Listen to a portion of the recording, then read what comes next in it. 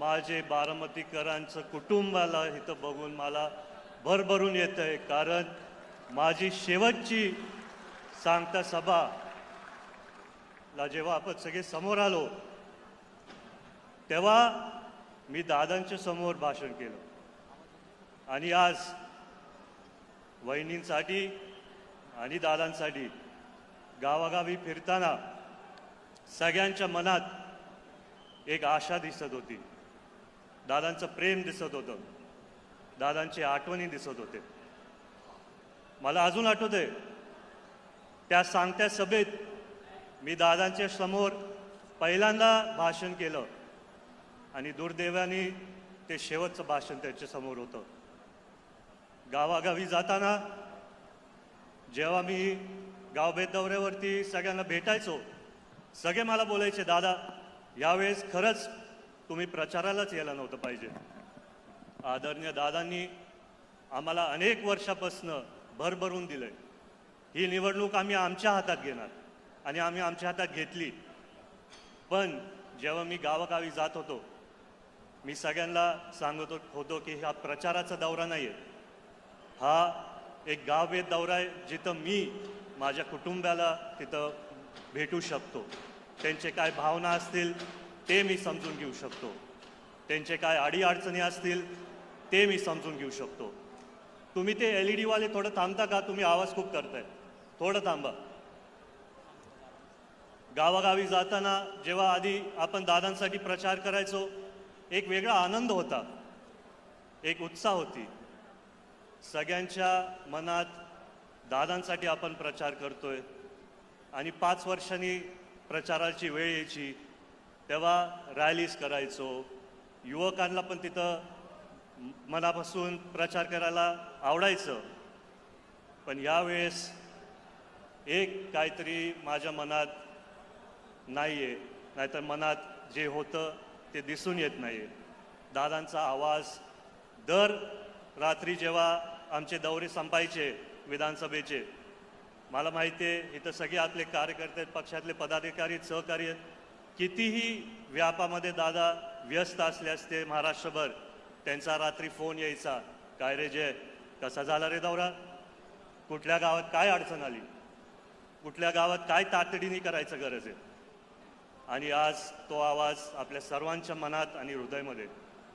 पण आजही जेव्हा मी गावागावी जात होतो, मी घरी गेल्यानंतर तोच दादांचा आवाज माझ्या मनात एकदम ठामपणाने बोलायचे, जयड्या रडायचं नाही, लढायचं.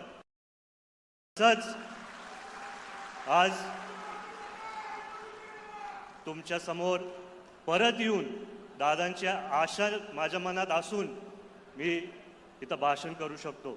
मन तर भरून येतं, पण दादांसाठी आणि वहिनींसाठी कायम त्यांच्या मनात आमचे बारामतीकर. तुम्ही दादांचे भाषण बघा, कुठल्याही भाषणात ते डायरेक्ट बोलायचे माझे बारामतीकर. एका मुलाचा आणि वडिलांचा नात्याच्या हिशोबाने मी शाळेत असताना त्यांना विचारायचो, दादा तुम्ही रात्र दिवस काम करता, रोज तुम्ही काम करत जाता, थोडं कुटुंबाला वेळ द्या. त्या काळात मला ते एवढं समजलं नाही. पण जेव्हा दादा बोलले की जयड्या सर्व बारामतीकर माझं कुटुंब आणि सर्व महाराष्ट्रातली जनता माझं कुटुंब, पण आज मला कळतंय की दादा एवढं मोठं कुटुंब मला तिथं सोडून गेलेत आणि त्याच्यामुळे आपण एकत्रित एक इतिहास घडवू शकतो यावेळेस. खरं सांगायला गेलं तर जाता जाता दादांनी एक इतिहास घडवून गेले. वहिनींना राज्यातले पहिला महिला मुख्यमंत्री त्यांनी, उपमुख्यमंत्री त्यांनी केलं. पण आज जिथं पण दादा असतील ते एक आशाने आपल्या सर्वांकडे बघत असतील की अनेक वर्षापासनं मी माझ्या बारामतीकरांसाठी रात्र दिवस झटलो. आज इतिहास आपण सर्व घडवू शकतो. आज गावागावी फिरताना भरपूर पत्रकारांनी मला एक प्रश्न विचारला की तुमचे मित्रपक्षातले पण सहकारी ज्येष्ठ नेते तिथं प्रचाराला येत आहेत आणि तुमच्या कुटुंबातले पण लोक तिथं प्रचाराला येत आहेत, तुमचे काय भावना आहेत? मी त्यांना सांगितलं की दादांनी त्यांच्या आयुष्यात जातीपातीचं राजकारण कधीच केलं नाही. दादांचं योगदान महाराष्ट्रभर भरपूर होतं. आणि दादांनी सगळ्यांना एकत्रित घेऊन तिथं काम केलं. आणि त्याच्यामुळे खरी दादांसाठी श्रद्धांजली नाहीतर आदरांजली असली असती जर ही निवडणूक बिनविरुद्ध झाली असती. पण नियतीमुळे तसं झालं नाही. आणि आज सगळेच मित्रपक्षातले कार्यकर्ते असतील, ज्येष्ठ नेते असतील, सर्वच बारामतीकर एकत्रित येऊन एक इतिहास घडवायला एकत्र येत आहेत. कारण आपल्याला या 23 तारखेला दादांचं नाव इतिहासात एका लेवलवरती जाऊन ठेवायचे, जिथं आपण सर्व दादांना व वहिनींना 2,40,000 मतधिक्यांनी निवडूनच आणू शकतो. वहिनींना मी प्रश्न विचारला की तुमच्या मनावरती एवढं डोंगरासारखं दुःख असून तुम्ही हा पुढाकार कसा घेतला. तेव्हा मला वहिनी बोलल्या की जय, दादांचं अपूर्ण स्वप्न पूर्ण करण्यासाठी मी हा निर्णय घेतला आहे.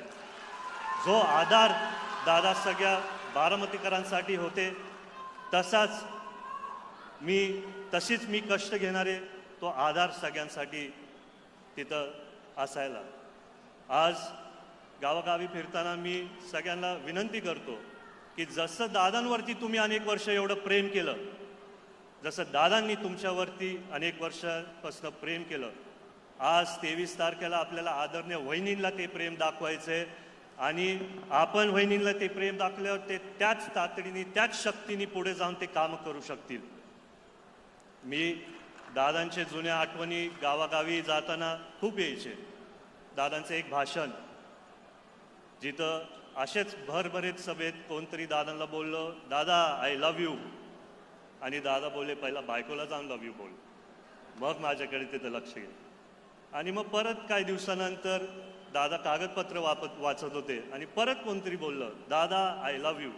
दादा हसून बोले आय लव्ह यू टू. आणि आज मी दादांचा उल्लेख करणारे तुमच्या सर्वांसाठी सर्व बारामतीकर आय लव्ह यू टू. मागच्या सभेत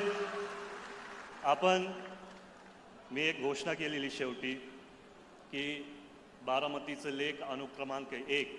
पण आज आपण दादांसाठी जिथं पण ते असतील परत एकदा सगळे टॉर्च काढून नुसतं दादांना श्रद्धांजली अर्पण करू.